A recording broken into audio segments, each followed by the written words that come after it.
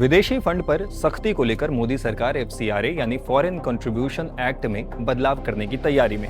अगले हफ्ते लोकसभा में एफसीआरए संशोधन विधेयक लाया भी जा सकता है। इस बिल में सरकार विदेशी फंडिंग वाले एनजीओ एसेट्स पर नए नियम लागू करने का प्रावधान ला सकती है, लेकिन विपक्षी पार्टियां इस बिल का पहले से ही विरोध कर रही है। हैरानी की बात तो ये भी है कि इस बिल को लेकर अमेरिका में भी चर्चा तेज हो गई है। एफसीआरए में प्रस्तावित बदलावों को लेकर अमेरिकी सांसद राइली मूर ने सवाल उठाया है। उन्होंने कहा कि भारत की संसद जिन संशोधनों पर विचार कर रही है उनसे चर्च और धार्मिक चैरिटी पर सरकारी कब्जे का रास्ता खुल सकता है। मूर ने इसे ईसाइयों पर साफ हमला बताया और कहा कि अगर ये विधेयक इसी रूप में आगे बढ़ा तो ये भारत के साथ द्विपक्षीय रिश्तों में बड़ी चिंता का मुद्दा बन सकता है। ऐसे में आइए समझते हैं कि इस बिल में आखिर ऐसा क्या है जिसे लेकर अमेरिका तक में हलचल तेज हो गई है। एफसीआरए का पूरा नाम फॉरेन कंट्रीब्यूशन रेगुलेशन एक्ट यानी विदेशी अंशदान विनियमन अधिनियम है। ये भारत का वो कानून है जो देश में मिलने वाले विदेशी फंड और दान को कंट्रोल करता है, ताकि ये सुनिश्चित हो सके कि विदेशी पैसों का गलत इस्तेमाल देश की सुरक्षा या शांति के खिलाफ न हो। लेकिन विदेशी फंड के लेन देन में खामियों को दुरुस्त करने के लिए सरकार इस कानून में संशोधन करना चाहती है। इससे पहले केंद्र सरकार ने इस कानून में संशोधन के लिए मार्च में बिल पेश किया था, लेकिन विपक्ष ने इस बिल पर आपत्ति जताई थी। तो आइए अब यही जानते हैं कि आखिर सरकार ये नया बिल लेकर क्यों आई। सरकार का कहना है कि बदलते वैश्विक माहौल में विदेशी धन के जरिए लोकतांत्रिक संस्थाओं, चुनावी प्रक्रिया और सार्वजनिक विमर्श को प्रभावित करने की आशंकाएं बढ़ी हैं। इसलिए मौजूदा कानून को और प्रभावी बनाने की जरूरत है। उसका दावा है कि इसका मकसद विदेश से आने वाले पैसों के सोर्स और उसके इस्तेमाल को अधिक पारदर्शी, जवाबदेह और राष्ट्रीय हितों के अनुरूप बनाना है। लेकिन सवाल ये उठ रहे हैं कि समाज सेवा, शिक्षा, स्वास्थ्य और राहत कार्य करने वाले एनजीओज पर सरकार लगातार सख्ती क्यों बढ़ा रही है। इस पर केंद्र सरकार का तर्क है कि पिछले कुछ वर्षों में सुरक्षा एजेंसियों के इनपुट, विदेशी फंडिंग के बढ़ते दायरे और दुनिया के कई देशों में विदेशी प्रभाव को लेकर बढ़ी चिंताओं ने निगरानी को जरूरी बना दिया है। गृह मंत्रालय की एक रिपोर्ट भी सामने आई। इसके मुताबिक साल 2012 में 52,159 संस्थाएं एफसीआरए के तहत रजिस्टर्ड थी, लेकिन समय के साथ नियमों के उल्लंघन, रिन्यू न होने और दूसरी वजहों से बड़ी संख्या में लाइसेंस खत्म या रद्द हुए। मौजूदा समय में करीब 14,455 संस्थाओं के पास ही एक्टिव एफसीआरए लाइसेंस है। सरकारी आंकड़ों के अनुसार इन संस्थाओं को हर साल लगभग 22,000 करोड़ रुपए का विदेशी योगदान मिलता है। वहीं साल 2019-20 से 2021-22 के बीच 13,500 से ज्यादा संस्थाओं को कुल 55,700 करोड़ रुपए से ज्यादा की विदेशी फंडिंग मिली। सरकार का कहना है कि इतनी बड़ी मात्रा में आने वाली विदेशी धन का इस्तेमाल पूरी तरह बताए गए मकसद के अनुरूप और पारदर्शी होना चाहिए। इसी वजह से विदेशी फंडिंग की निगरानी और जवाबदेही को और मजबूत करने के लिए संशोधन लाया जा रहा है। गृह मंत्रालय का कहना है कि दुनिया के कई देशों ने विदेशी प्रभाव को लेकर अपने कानून सख्त किए हैं। बताया जा रहा है कि अमेरिका का फॉरेन एजेंट्स रजिस्ट्रेशन एक्ट यानी एफएआरए, जहां विदेशी सरकार या संस्था की तरफ से राजनीतिक गतिविधियां करने वालों को रजिस्ट्रेशन कराना पड़ता है। इसके अलावा ब्रिटेन की फॉरेन इन्फ्लुएंस रजिस्ट्रेशन स्कीम है, जहां नियम तोड़ने पर जेल तक का प्रावधान है।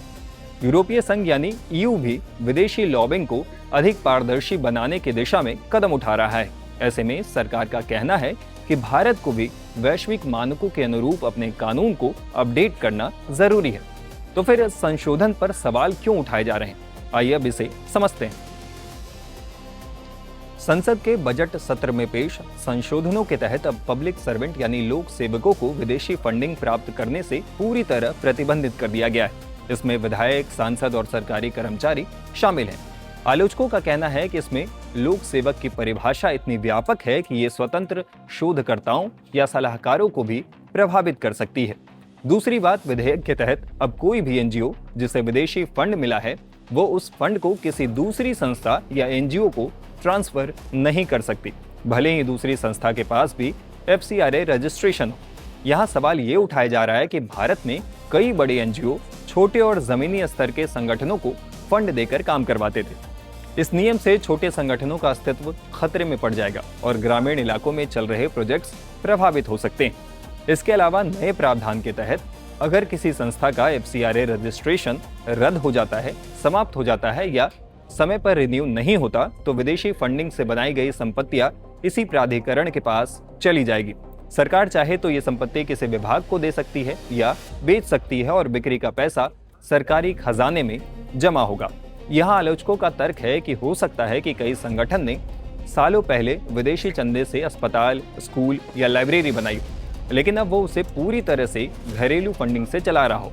अगर ऐसा कोई संगठन अपना FCRA रजिस्ट्रेशन रिन्यू न करने का फैसला करता है क्योंकि उसे अब विदेशी योगदान की जरूरत नहीं है, तो भी इस बिल की वजह से वो पुरानी संपत्तियां तय अथॉरिटी के पास जा सकती हैं। FCRA के संशोधन पर सवाल उठाते हुए अमेरिकी सांसद राइली मूर ने भारत और अमेरिका के रिश्तों तक पहुंचा दिया। उन्होंने आरोप लगाया कि प्रस्तावित FCRA संशोधन से विदेशी फंड पाने वाले चर्च, धार्मिक चैरिटी, स्कूल और हेल्थ केयर संस्थाओं पर सरकार की पकड़ बढ़ सकती है, खासतौर से तब जब उनका FCRA लाइसेंस रद्द हो जाए, सरेंडर कर दिया जाए या वो रिन्यू न हो। अमेरिकी सांसद के आरोपों पर विश्व हिंदू परिषद ने जवाब भी दिया। विनोद बंसल ने राइली मूर की पोस्ट को शेयर करते हुए कहा कि ये व्यवस्था उन लोगों पर जरूर रोक लगाएगी जो चैरिटी के नाम पर विदेशी फंड लेते हैं, लेकिन उसका इस्तेमाल अवैध धर्मांतरण, भारत विरोधी, डीप स्टेट और राजनीतिक गतिविधियों के लिए करते हैं और देश को अस्थिर करने की कोशिश करते हैं। उन्होंने लिखा कि आपकी चिंता समझी जा सकती है, लेकिन अफवाह फैलाना बंद कीजिए। बंसल ने विदेश मंत्रालय, वित्त मंत्रालय और सूचना एवं प्रसारण मंत्रालय से भी ऐसे झूठ बोलने वालों और फर्जी प्रचार करने वालों पर नजर रखने की अपील की है। कुल मिलाकर विपक्ष और अमेरिका की तरफ से भी उठते सवालों के बीच सरकार के लिए FCRA संशोधन विधेयक को पास करवाना चुनौती हो सकती है। अब नजरें इस बात पर टिकी हैं कि संसद में बिल पेश होने के बाद विपक्ष के सवालों का सरकार संतोषजनक जवाब दे पाती है या नहीं। इस वीडियो पे आप अपनी राय हमें कमेंट बॉक्स में बता सकते हैं। इस तरह के और वीडियोस के लिए टाइम्स नाउ ऑफ भारत के साथ बने रहें। शुक्रिया।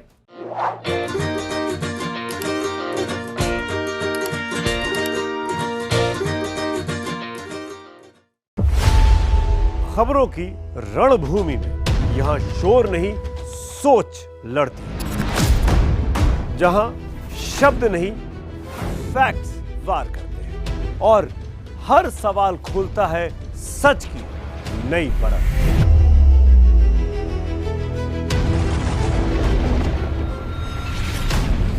चक्रव्यूह आपके अपने सुमित अवस्थी के साथ सोमवार से शुक्रवार शाम 6:57 पर टाइम्स नाउ नव भारत पर।